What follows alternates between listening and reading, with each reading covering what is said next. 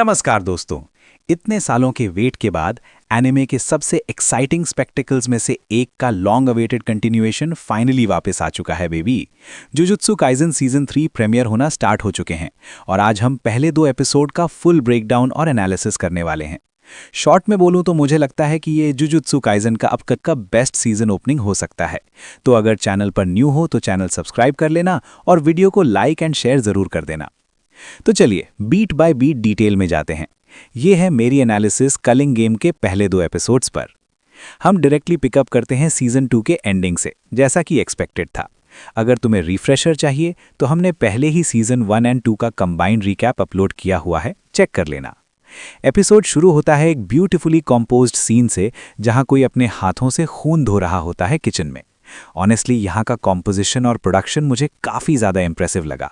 लो FPS, motion blur और blood soaked hands के close up से ये फील मिलती है कि ये मोमेंट कितना डार्क और ब्रूटल है।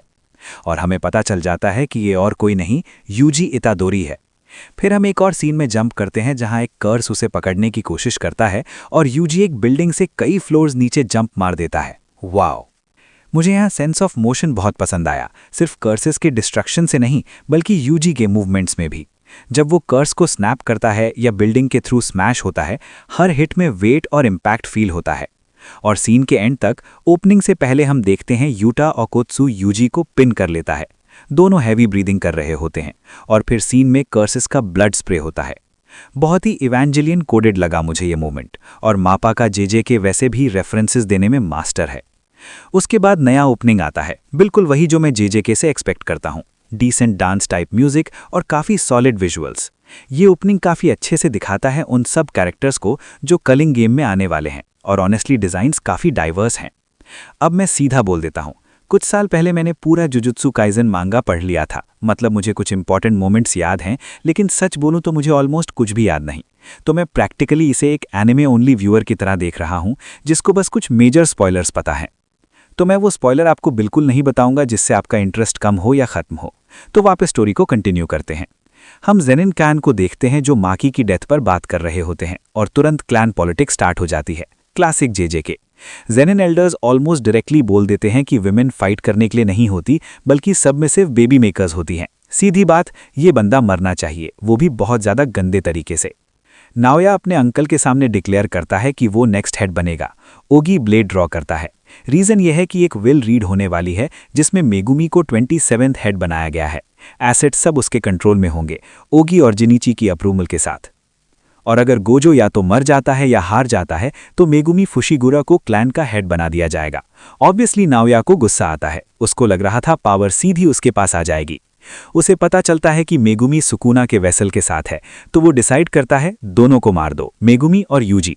जेनिन पॉलिटिक्स रूथलेस और डिस्गस्टिंग है, इसीलिए ये क्लैन विमेन को नीचे रखता है। पावर स्ट्रक्चर मेंटेन करने के लिए ऑपरेशन यूज होता है। ऑनेस्टली जेनिन क्लैन के लोग डिस्पिकेबल हैं और प्रॉबेबली सबको एलिमिनेट कर देना चाहिए, बस माकी को हटाकर। फिर हमें एक ब्यूटीफुल शॉट मिलता है जहां यूजी एक म्यूरल के नीचे स्टेप्स पर बैठा होता है। मापा ने यहां रेड और डार्क कलर्स का यूज करके यूजी के इनर टर्मोइल को परफेक्ट दिखाया है। उसने अपने लाइफ के 2 सबसे इंपॉर्टेंट लोग खो दिए हैं और उसका वेट उसके चेहरे पर क्लियरली दिख रहा है।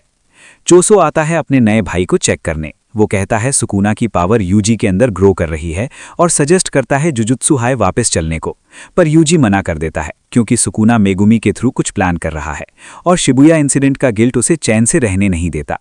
चोसो उसे बोलता है कि माफी या भूलने का सवाल ही नहीं है, वो समझता है क्योंकि यूजी और नोबारा ने उसके ब्रदर्स को मारा था। उसकी मेमोरीज प्लांटेड है, इसीलिए वो यूजी को अपना ब्लड ब्रदर मानता है। ओवरऑल ये एक सोम्बर रीइंट्रोडक्शन है यूजी और चोसो का, जो पूरे सीजन का टोन सेट करता है। Heavy emotions plus urgency, story smooth flow करती है। यूजी कर्स के बाद कर्स से लड़ता है। Road twisted CG plus traditional animation oppressive feel देती है। ब्रिज पर रन करता है, किक से कर्स एक्सप्लोड करता है, खून से कवर हो जाता है, इनसेन डिटेलिंग। एक और कर्स उसे निगलने वाला होता है, पर वो भी पीसेस में कन्वर्ट हो जाता है। यूजी एफर्टलेसली दिखाता है कि वो कितना ग्रो कर चुका है, इवन जब वो फुली रिकवर्ड भी नहीं है। ये एक मैसिव पावर जंप सिग्निफाई करता है। थोड़ा out of the nowhere feel होता है, पर anime boy is equal to inevitable power up. तब एंटर होता है नाओया। वो टॉन्ट करता है, यूजी को डेथ सेंटेंस सुनाता है। उसे बस मेगुमी चाहिए क्योंकि गोजो सील्ड है। नाओया का फाइटिंग स्टाइल फ्लैशी, पॉम्पस और अनोइंग है। मैं और काफ़ी लोग उसे जेन्युइनली हेट करते होंगे। और तब एंट्री होती है यूटा ओकोत्सुकी, यूजी का एग्जीक्यूशनर, जेजेके ज़ीरो का हीरो, गोजो का रिप्लेसमेंट।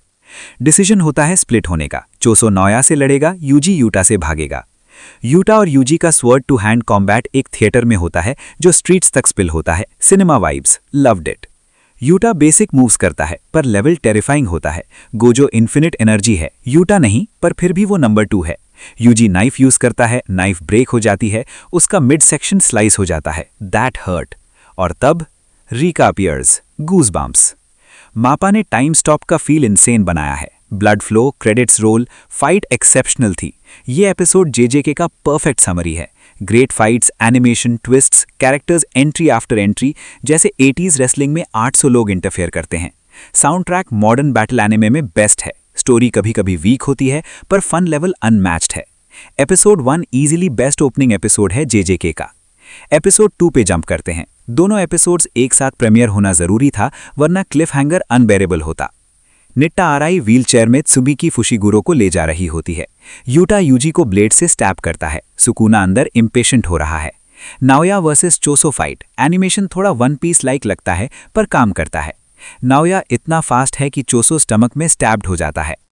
कॉन्ट्रास्ट दिखता है। चोसो फैमिली को वैल्यू करता है, नाओया फैमिली को पॉलिटिकल पॉन्स मानता है। चोसो अपनी ब्लड टेक्निक अनलीश करता है, नाओया स्लो हो जाता है, पर यूटा पीछे से आ जाता है, यूजी को घसीट के लाता है, नाओया को स्पेयर करता है। फ्लैशबैक, जिन, उसके फादर और काओरी, सेम वुंड्स एज प्सूडोगेटो, सस्पिशियस। रिवील होता है यूटा एक्चुअली यूजी के साइड पर है। उसने गोजो से प्रॉमिस किया था ट्रियो को प्रोटेक्ट करने का। मेगुमी आता है, बैरियर फेल हो रही है, यूजी गिल्ट में फंसा हुआ है। मेगुमी कहता है move forward. Culling game start हो रहा है, सुमिकी इन्वॉल्व है, सॉर्सरर्स एक दूसरे को मारेंगे। रूल्स एक्सप्लेन होती हैं, ऑनेस्टली मैटर नहीं करती। यूजी बोलता है उसके अंदर 15 फिंगर्स हैं, अगर सुकुना आए यूटा तुरंत उसे मार दे। यूजी नोबारा के लिए अपोलोजाइज करता है और बस नोबारा का मेंशन खत्म। ये मुझे बिल्कुल पसंद नहीं आया। मुझे लगता है नोबारा की डेथ बैड डिसीजन थी। आकुतामी फीमेल कैरेक्टर्स के साथ स्ट्रगल करता है।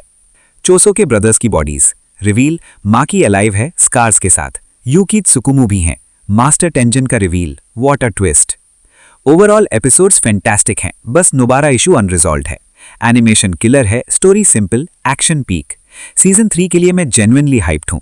अगर आपको एक्सप्लेनेशन पसंद आई तो वीडियो को लाइक करें और अपने एनिमे लवर दोस्तों के साथ शेयर करें। और अगर आपने अभी तक हमारे चैनल एनिमे डिकोडेड को सब्सक्राइब नहीं किया है तो जरूर कर लें, ऐसे ही एक्सप्लेनेशन सुनने और देखने के लिए। Until then, take care and good bye.